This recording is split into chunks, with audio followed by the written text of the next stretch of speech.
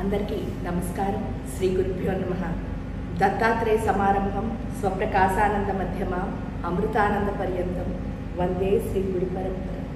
గురువులందరికీ నమస్కారం తెలియజేస్తూ ఇక్కడ మనం ఈ నెల 14వ తారీఖు నుంచి 20వ తారీఖు వరకు, అంటే సెప్టెంబర్ 14 నుంచి సెప్టెంబర్ 20వ తారీఖు వరకు మనందరం హిమాచల్ ప్రదేశ్లో జ్వాలాముఖి శక్తిపీఠానికి ఈ నెల అష్టాదశ పీఠంలో 10వ పీఠంగా ముందుకు వెళుతున్నాం. ఇక్కడ ఏంటి అంటే ఈ 10 అన్నదానికి చాలా చాలా చాలా ఇంపార్టెన్స్ ఉంది. ఏమిటిట అంటే అన్ని వైపుల నుంచి రక్షణ అన్నది 10లోనే వస్తుంది. అందుకే దశ మహావిద్యలు లేదా దశ అవతారాలు ఏమిటి, 8 దిక్కులు కింద పైన మొత్తం ఎటువైపు నుంచి కూడా మనకి ఏం రాకుండా అంటే చెడు రాకుండా కాపాడటమే ఈ 10 యొక్క ముఖ్య ఉద్దేశం.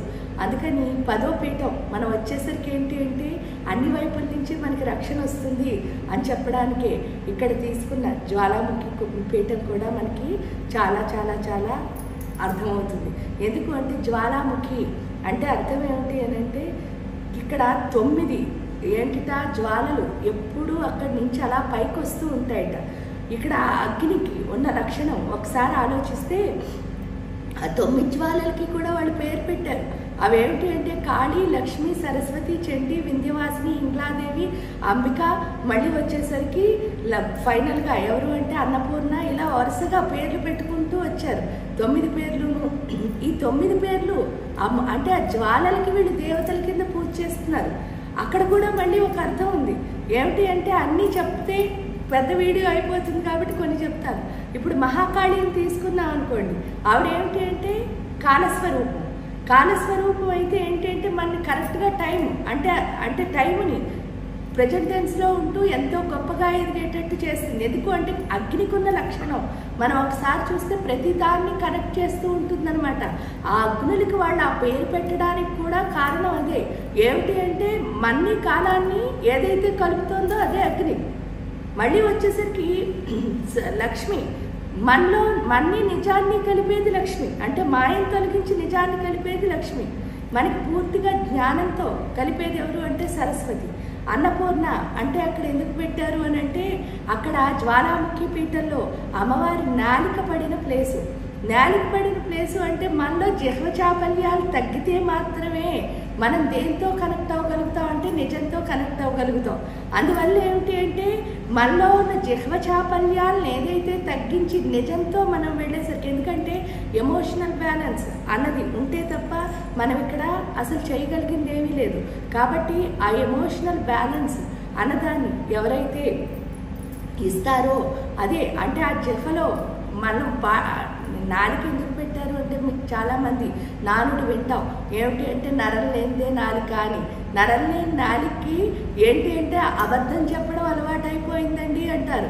కానీ అబద్ధం చెప్పడం ఎంత తప్పో తెలుసుకుని, ఎందుకంటే ఎవరికైతే తిండి మీద నిద్ర మీద తెగ వ్యామోహం ఉంటుందో, ఎందుకంటే నార్మల్గా మానవుడిని మీరు చూసినప్పుడు తినకపోతే పడుకోకపోతే ఉండలేను అన్న దేంట్లో బతుకుతాం అంటే భావనలో బతుకుతాం. అదొక భ్రాంతి నిజం చెప్తే. ఎందుకంటే ఒక్కసారి ఆలోచించుకుని కూర్చున్నాం అనుకోండి, సాధన చేస్తూ తిండి అన్నది ఒక పూటకు మాత్రమే మీకు ఉపయోగపడుతుంది. అంటే మళ్ళీ ఈ పూట అయిపోగానే ఇంకో పూట తినాలనిపించేస్తుంది. అంటే ఈ పూట తర్వాత దాని విలువ మీకేం లేదు. మళ్ళీ అందుకే ఏంటంటే తిన్న కొద్దీ తినాలి. అందుకే చెప్తారు కదా, అతి నిద్రాలోనుడు తెలివి లేని మూర్ఖుడు. ఎక్కువ ఎవరు నిద్ర అవుతున్నారో తెలివి ఉండదు అసలు. అంటే బుర్ర పనిచేయడం మానేస్తుంది. ఆ నిద్ర అన్నది ఒక్క రోజుకే మీకు బలాన్ని ఇస్తున్నట్టు అనిపిస్తోంది, కానీ మళ్ళీ కావాలనిపిస్తోంది.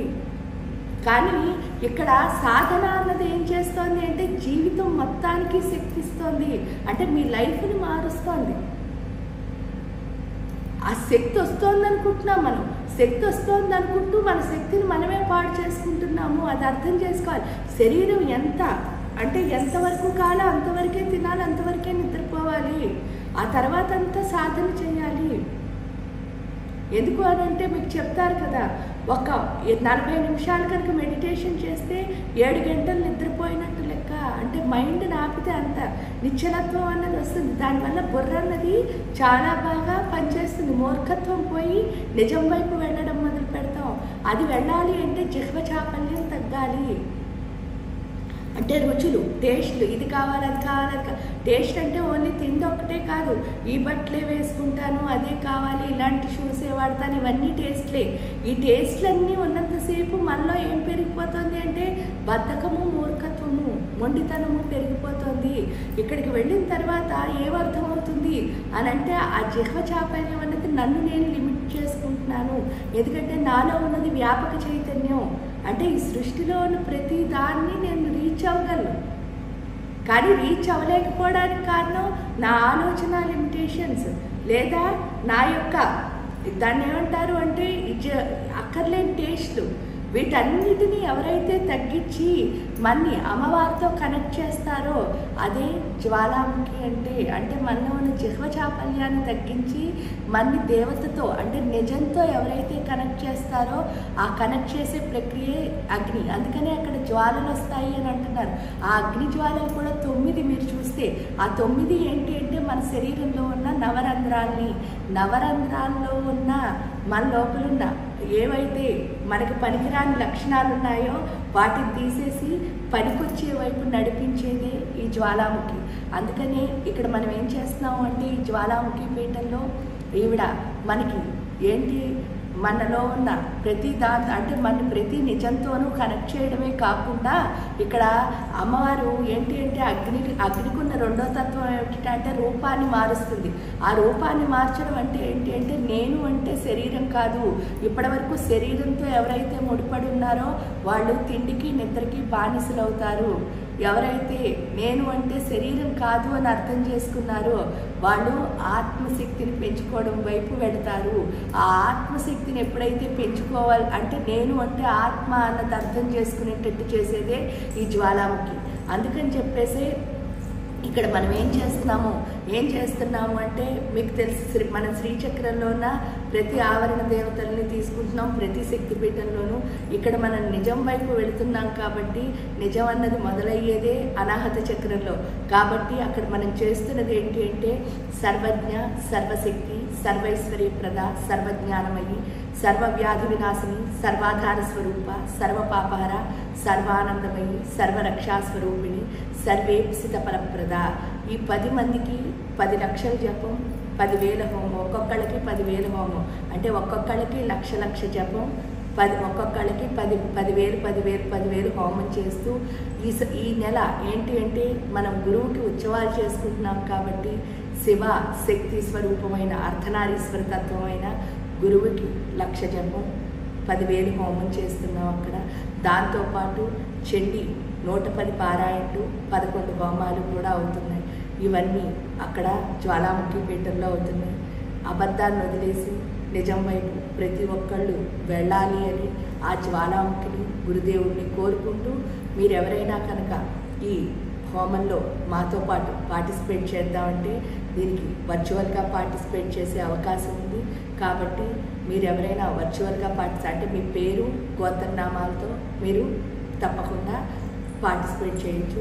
మీ పేరు గోత్రనామాలు కట్టాలి అనుకున్న వాళ్ళు ఇప్పుడు ఇచ్చిన నెంబర్లకి సంప్రదించడం ద్వారా తప్పకుండా వాళ్ళు మీకు వివరాలు తెలియజేస్తారు. ఆ వివరాల ప్రకారం మీరు మీ పేరు గోత్రాన్ని ఇవ్వడం ద్వారా మీరు అక్కడ పాల్గొనవచ్చు. ఇక్కడ జ్వాలాముఖి పీఠంలో మీ పేరు గోత్రాలు చదవడం జరుగుతుంది. అంతేకాకుండా మాకు వచ్చి చూడాలని ఉందండి అని అనుకున్న వాళ్ళకి కూడా ఒక మంచి అవకాశం ఉంది. అదేంటి అంటే మీరు తప్పకుండా ఏంటి అంటే పూర్ణాహుతికి రావచ్చు. ఆ పూర్ణాహుతికి రావాలనుకున్న వాళ్ళకి మాత్రం ముందు చెప్పాల్సి వస్తుంది. రెండోది దానికి ఒక ప్రత్యేక రుసుము ఉంది. కాబట్టి ఆ ప్రత్యేక రుసుము మీకు అనుమతి అయితే తప్పకుండా మీరు రావచ్చు. ఏమ్మా అందరికీ నమస్కారం. శ్రీ గురుదేవ.